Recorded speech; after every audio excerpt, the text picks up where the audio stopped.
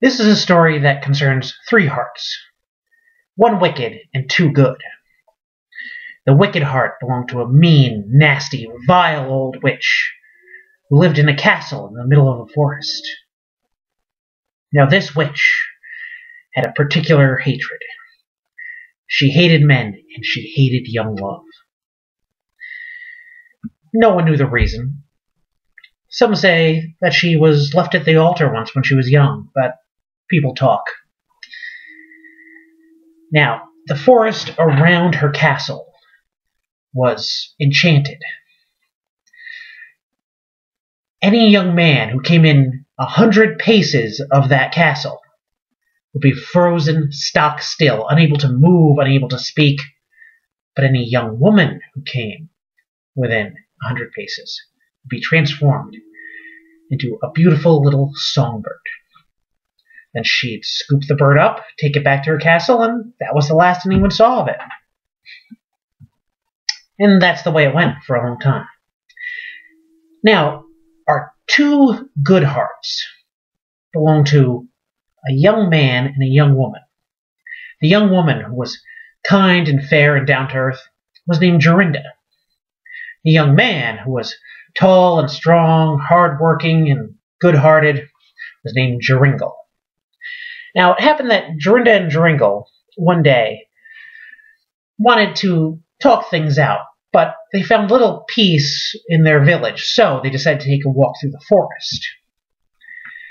And they're walking along, and they're talking about this and that, and good times and bad times, and the future plans, wedding plans, maybe plans for a family in the future. And as things often go when you're young and you're in love and you're talking about this and that, they got lost. They found themselves in a strange part of the forest they'd never been in before. A sad part where no birds sang. Jorinda noticed it. She sang a little song. She sang, "The bird with the necklace red sings sorrow, sorrow, sorrow. The dove must soon be dead. Sings sorrow, chuk, chuk, chuk, chuk, chuk, chuk, chuk." Not quite the song of a young woman, but she was a young woman no longer, because right in front of Joringel's eyes, he saw her change, transform. She shrank down, she changed color, she grew feathers and a beak. Before his eyes, she became a little nightingale. Joringel looked around. He gazed through the forest, and he saw a stone wall, like the wall of a castle. Like the wall of a castle he had been told never to go near. He ran forward to try to scoop Jorinda up to take her back with him. He made it 3 paces and then was frozen stock still.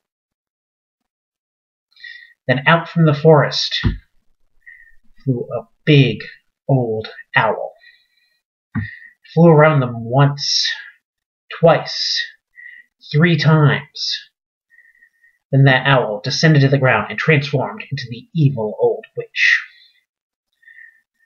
Stuck out its hand, Jorinda flew right into it.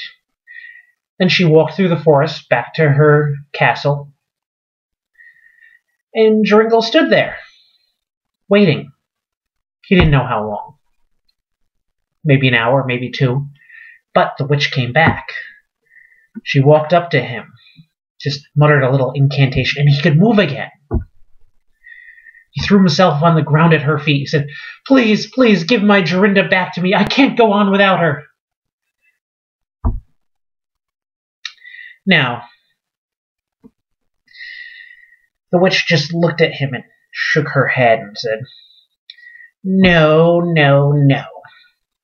Don't you know that beautiful things should be kept locked away safe, where nothing can hurt them? Besides, love is fleeting. They'll forget about her before long." Joringel didn't know what else to do. He couldn't challenge her, so he ran out of the forest until he got to this little village. He stayed there for a while, doing some odd jobs, but always thinking about how can he get Jorinda back. Then one night, he's asleep and he's dreaming. In his dream, he's in a valley he's never seen before. And he's walking, and then he sees this beautiful red flower a strange red flower, kind of trumpet shaped, but with something that looks like a little pearl in the middle. And in the dream, he reaches out, he plucks the flower, and then he sees a vision of Jorinda's smiling face. And he knows what he has to do. The next morning, Joringel packs up his things and sets off in search of that flower. He searches across rivers, through forests, across fields, over hill and dale. And finally, 9 weeks, 9 days, and 9 hours since he left, he finds the valley. He walks through the valley until he finds that perfect little red flower with a drop of dew in the middle that looks like a pearl.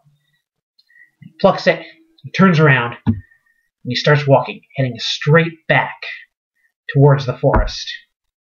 He doesn't stop and rest at all. He starts walking through the forest, walking towards the strange, dead part of the forest where the castle is. Where he should have been frozen stock still, he keeps moving.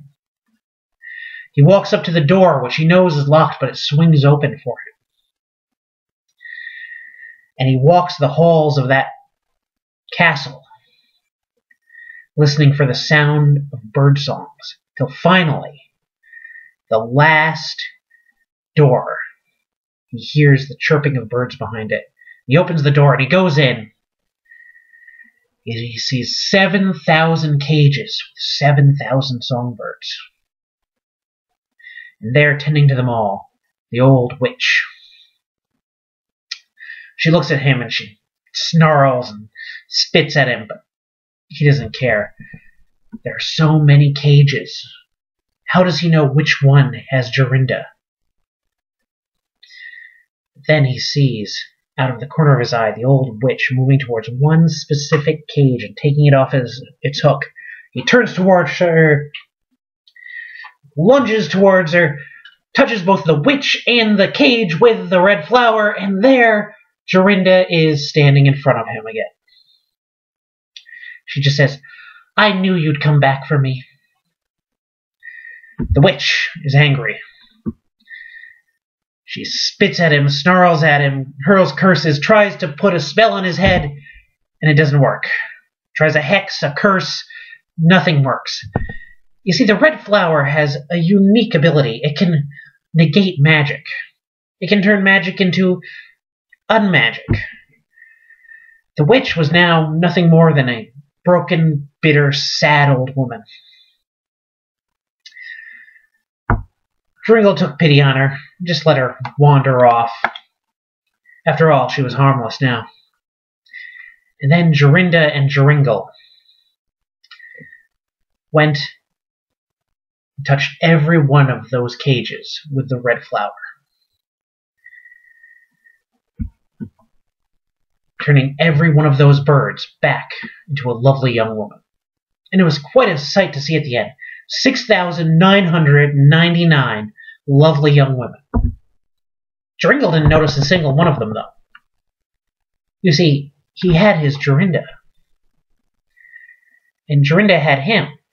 And a few days and a wedding later, they had each other until the end of time. Grimm's Fairy Tales. A lot more than just Cinderella and Snow White in here. Check it out. 398.2 in the Dewey Decimal System. Bet your library's got it.